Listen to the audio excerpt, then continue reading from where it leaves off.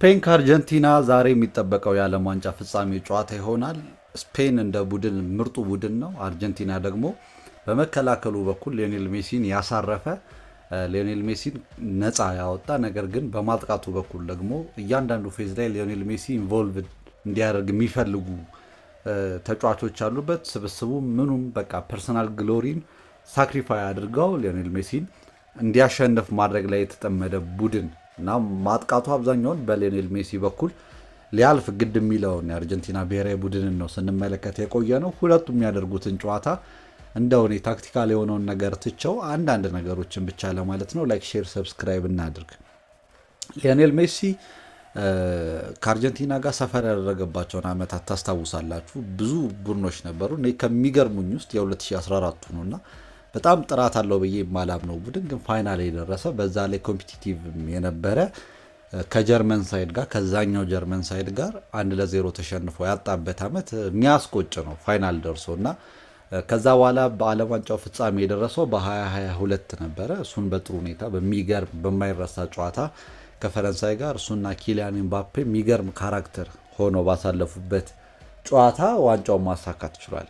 አሁን ሊዮኔል ሜሲ ለዓለም ዋንጫ ሲደርስ ለፋይናል ሶስተኛ ጊዜው ነው። አንዱን አጥቷል፣ በአንዱ አሸንፏል።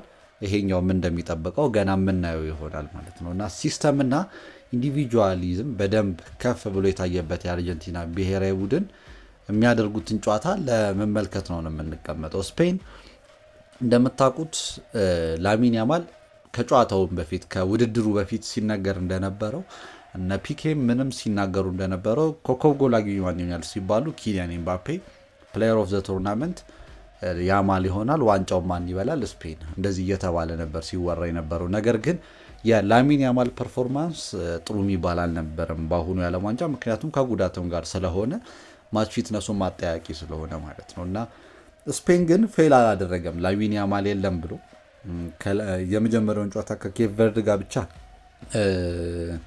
ትንሽ ችግር አጋጥሟቸው ነበረ። እሱም የኬፕ ቨርድ ጥንካሬም ስለነበረ አልገባንም እኛ ከአርጀንቲና ጋር ከሌሎቹም ጋር ሲጮት በጣም ታፍ መሆኑን እስክንመለከት ድረስ እና ስፔን እንደ ቡድን በጣም የተሰራ ቡድን ኩባርሲ ልትሉ ትችላላችሁ፣ ሮድሪ ልትል ትችላለ፣ ማነው ኦያርዛባል፣ ዳኒ ኦልሞ ከተቀያሪ ወንበር እየተነሳ ጎሉ የሚያስቆጠረው ሚካኤል ሜሪ ነው። ስለዚህ አንዳቸው ፌል ቢያደርጉ አንዳቸው ይደርሳሉ። አሁን ከጠቀስኩላችሁ ውጭ ደግሞ ባለፈው የፈረንሳይን ጨዋታ ማሸነፍ እንዲችሉ ያደረጋቸው ተጫዋች ፉልባክ ነው፣ ፖሮ ነው፣ ፔድሮ ፖሮ ማለት ነው። ስለዚህ ስፔን የሆነ ተጫዋች ቀኑ ላይ አይደለም ወይም ደግሞ አቋሙ ላይ አይደለም ተብሎ ፌል የሚያደርግ ሲስተም አይደለም የተገነባው። ስለዚህ ለዚህ ሊከበሩ ይገባቸዋል ብዬ አስባለሁ። ሲስተም እንደምታውቁት ለረጅም ዓመታት አሁን እግር ኳስን በቃ ዲፋይን እያደረገው ያለው ነገር አሁን ኢንዲቪጁዋሊስቲክ የሆነው ነገር እየቀረ ይሄ ሲስተም ኮሌክቲቭ የሆነው ነገር በደንብ እያሸነፈ እንደመጣ መመልከት ትችላላችሁ። ድሮ እንኳን እነ ማናቸው ቤከም ፓወር ምናምን ይባላል እነ ዮሃን ክራይፍ እንደዚህ ጥሩ ነበሩ። እንደዚህ አንድ ተጫዋች በጣም ሻይን ሲያደርግ መመልከት ምናምን ዓለም ዋንጫውም ላይ ጭምር ማለት ነው እና ሊታይ ይችላል እና ግን ከቅርብ ጊዜ በኋላ እግር ኳስም አሁን ሊዮኔል ሜሲ የነበሩበትም ኢራ ባርሴሎና እያሉ ሲስተም ነው። እዛ ሲስተም ውስጥ የሆነ ተጫዋች ወርልድ ክላስ ስለሆነ ሻይል ሊያደርግ ይችላል ነው እንጂ ሙሉ በሙሉ ደግሞ እሱ ላይ ብቻ ጥገኛም የሚሆን ቡድን አልነበረም ባርሴሎና። ሌሎቹም በጣም ጥራት ያላቸው ተጫዋቾች ስለሆኑ ይሄ ቡድን ጥራት የለውም እያልኩኝ አይደለም። የአርጀንቲና በደንብ ጥራት ያለው ቡድን ነው። ነገር ግን ሜሲን ይፈልጋል። አታኪንግ ፌዙን በሱ በኩል እንዲሄድ የሚያስገድድ ነው። ክሪኤቲቭ ማሽኑ ሊዮኔል ሜሲ እንዲሆን ግድ ብሏል እና ልጆቹ እንዴት ነው ፐርሰናል ግሎሪ የለም። ይሄ ለራስ መጫወቱና የሚባለውን ነገር ወደ ጎን በማድረግ የተሰጣቸውን ኃላፊነት በተለይ ኦፍ ዘ ቦል ሊዮኔል ሜሲን ማገልገል ላይ ያተኮረ እና ዲፖል በተለይ ይሄ ደርቲ የሚባለውን ስራ የሚሰሩ ሊዮኔል ሜሲን ከኳስ ውጪ ጫናው እንዲቀንስለት የሚያደርግ ብሔራዊ ቡድን ተገንብቷል። ማጥቃቱ ላይ ሲመጡ ለሱ የሚመቹ ደግሞ ተጫዋቾች አሉ እንደነ ማካሊስተር፣ ኤንዞ ፈርናንዴዝ የመጀመሪያዎቹ የምድብ ጨዋታዎች ላይ ደግሞ በተለይ እንደነ አልማዳ አይነቶቹ በጠባብ ስፔስ ውስጥ ኦፕሬት ማድረግ ሪሌት ማድረግ የሚጮቱት ጨዋታ ሪሌሽኒስት ነው። ምክንያቱም ሊዮኔል ሜሲ ልክ ኳሱን የሚይዝ ከሆነ ሪፈረንስ ውስጥ ይሆናል ማለት ነው። ስለዚህ ተጫዋቾቹ በሱ ዙሪያ ይሆናሉ። ፈጣን የሆነ ዋንቱ ይጫወታሉ። በጠባብ ስፔስ ውስጥ ሴንትራሊ እንደፈለጉ መሄድ የሚችሉ ተጫዋቾች አሉት እና እንደዛ ነው እየተጫወተ የነበረው። አርጀንቲና ሲወቀስ የከረመው ያው የዊድዝ ችግር ነው። ዲማሪያን ያጡበት መንገድ በደንብ ይታያል የሚባለው ዊድዝ ባለመኖሩ ነው እና ስካሎኒ ኮምፐንሴት እያደረገ ያለው ይበልጥ መሀል ሜዳውን ኮንጀስት እንዲሆን ማድረግ፣ በደንብ ጠቅጠቅ እንዲሉ ማድረግ። ለሊዮኔል ሜሲ ታይፕ የሆኑ ተጫዋቾች አሉ እዛ ኳስ የሚችሉ ከእነሱ ጋር ማጫወትና ሊመጡ የሚችሉ ኤኒ ትራንዚሽናል ትሬትን ሴንትራሊ ለማስቀረት መሞከር፣ ካውንተር ፕሬሱ በጣም የተዋጣለት እንዲሆን ለማድረግ መሞከር ላይ አተኩሯል ተብሎ ነበረ። እሱም ያን ሰርቶለት ነበረ። ግን ለእንግሊዝ ጨዋታ ሲሞኔን አስገብቶት ነበር። ምክንያቱም የሆነ ትሬት ደግሞ አርጀንቲና ያስፈልጋቸውም ስለነበር ከጀርባ የሚጣሉ ኳሶችን በማግኘት ላይ ያተኮረ አጫወት ሊኖራቸው እንደሚችል ያሳየበትና ዊድዙንም ለመጠቀም የሞከረበት ነበረ። ዛሬ እንግዲህ በምን ታሰላለፍ ይገባል? በጣም ከባድ ነው። ስፔን እንዳለ ኳስ የሚችሉ ናቸው። ስፔን ከጀርባ ያሰጋቸዋል ብዬ የማስበው ነገር የለም ለአርጀንቲና። ቱ ቢ ሆነስት ይሄ ራነር አይደሉም። የጀርባውን ስፔስ ኤክስፕሎይት ያደርጋሉ ብዬ የማስባቸው አይደሉም። ነገር ግን ከቦክስ ውጭም ቢሆን አሁን አርጀንቲና ጃምፕ ሲያደርጉ ልክ ፖርቹጋልንም ፈረንሳይንም በቀጡበት መንገድ ያ ፈጣኑ ዋንቱ ኮምቢኔሽን ሊጎዳቸው ይችላል። ምክንያቱም ኤቭሪ ፕሌየር ስጋት ነው እዛ ቡድን ውስጥ። አሁን ባለፈው ጎሉ ሲገባ ፈረንሳይ ላይ ታችሁ ከሆነ ኦያርዛባልን ነው ታርጌት ሲያደርግ የነበረው ሉክራ የሚባለው ተጫዋች። ስለዚህ የሚያስበው የነበረው ፖሮ ለኦያርዛባል ይሰጧል የሚል ነበር እና ፖሮ ዞ ይቀራል የሚል ነገር ግን ጥሩ አይነት ሩጫ አደረገ። ከኦልሞ ጋር በጥሩ ሁኔታ ኮምባይን አደረጉ። ጎሉ ተቆጠረ ማለት ነው እና ይሄ ነበር የሆነው እና ለአርጀንቲና በጣም ፈታኙ ሊሆን የሚችለው የስፔንን የተጫዋቾች ጥራት በምን መልኩ ሃንድል ያደርጉታል። ሜቢ ፊዚካል በመሆን እንዳትሉ የስፔን ተጫዋቾች ፊዚካል አግሬሽንንም ራሱ ሃንድል የሚያደርጉበት መንገድ በጣም አስገራሚ ነው። አንደር ፕሬሸር ኳስ ይቀበላሉ ነው የሚባለው። እነ ዳኒ ኦልሞ በጣም ነፃነት አላቸው። ሴንተር ባኮቹ የሚደነግጡ አይደሉም እና ለአርጀንቲና ስጋት የሚሆነው ስፔን ብዙ የጨዋታ ክፍል ፖሰስ የሚያደርጋቸው ከሆነ ዶሚናንት የሚሆን ከሆነ በሆነ አጋጣሚ እንደምታውቁት ኳስ በተንሸራሸረ ቁጥር የሆነ ስፔስ መገኘቱ አይቀርም እና አርጀንቲና በዛ መልኩ ሊጋለጡ ይችላሉ። ለአርጀንቲናም ደግሞ እንግዲህ ለየት ብለው ሊቀርቡበት የሚችልበት አፕሮች ሊኖርም ይችላል ብዬ የማስበው ጨዋታ ሊሆን ይችላል። ምክንያቱም ስፔን ነፃ የሆነ እግር ኳስን የሚጫወት በጥራት ከፍ ያለ ቡድን ነው።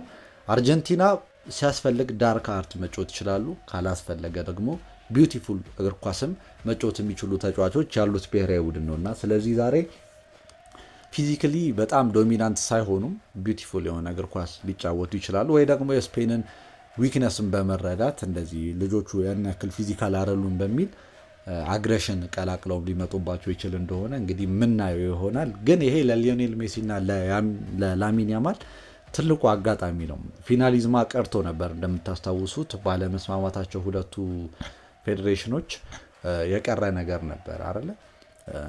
የስፔንና የአርጀንቲና በሜዳ ምናምን ያለ መስማማት ጉዳይ ነበር ያሰረዘው ጉዳዩንም። አርጀንቲናም ደግሞ ቀኑ እየደረሰ ሲመጣ ወደ ወርልድ ካፕ በሄዱ ቁጥር በዛ ሰዓት ኳስ መጫወት እንደማይፈልጉ የትኛውንም አይነት ነገር ማድረግ እንደማይፈልጉ ተናግረው ነበር እና ያ የተሰረዘውን ጨዋታ እንግዲህ በሚገርም ሁኔታ አሁን ዓለም ዋንጫ ፋይናል ላይ አግኝተነዋል። እንኳንም ፊናሊዝም አቀረ የሚያስብል ነው። ምክንያቱም ይሄኛው ሃይ ስቴክ ነው፣ ከዛኛውም በላይ ከፍ ያለ ጨዋታ ስለሆነ ማለት ነው።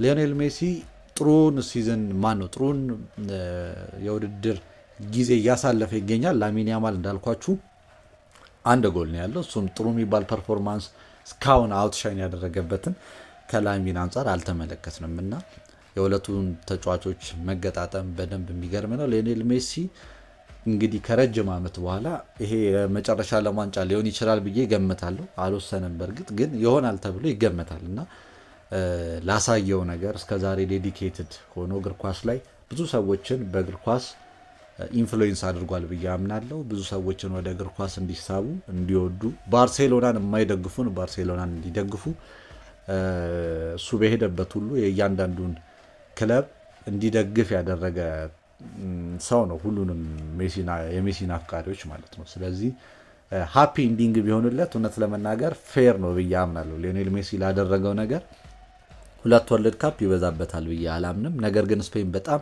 የተሳካ የጠራ ብሔራዊ ቡድን ነው። ከፈረንሳይ ጋር ምን ማድረግ እንደሚችል ያሳየ ብሔራዊ ቡድን ነው። ነገር ግን ሲስተምን በሙሉ ኮላፕስ ሊያደርግ ደግሞ የሚችል አንድ አስገራሚ ተጫዋች አለ። እሱም እስከዛሬ የምናውቀው ያየነውም ተጫዋች ሊዮኔል ሜሲ ነው እና ሊዮኔል ሜሲ ኢንዲቪጁዋል ቨርሰስ ስፔን ኮሌክቲቭ ነው እና እንዴት እንደሚጫወቱ ለማየት ያጓጓል። ሊዮኔል ሜሲ በጣም በጥሩ ሁኔታ ቢሸኝ እኔ በግሌ ደስ ይለኛል። ምክንያቱም ይገባዋል ብዬ ስለማምን ነው።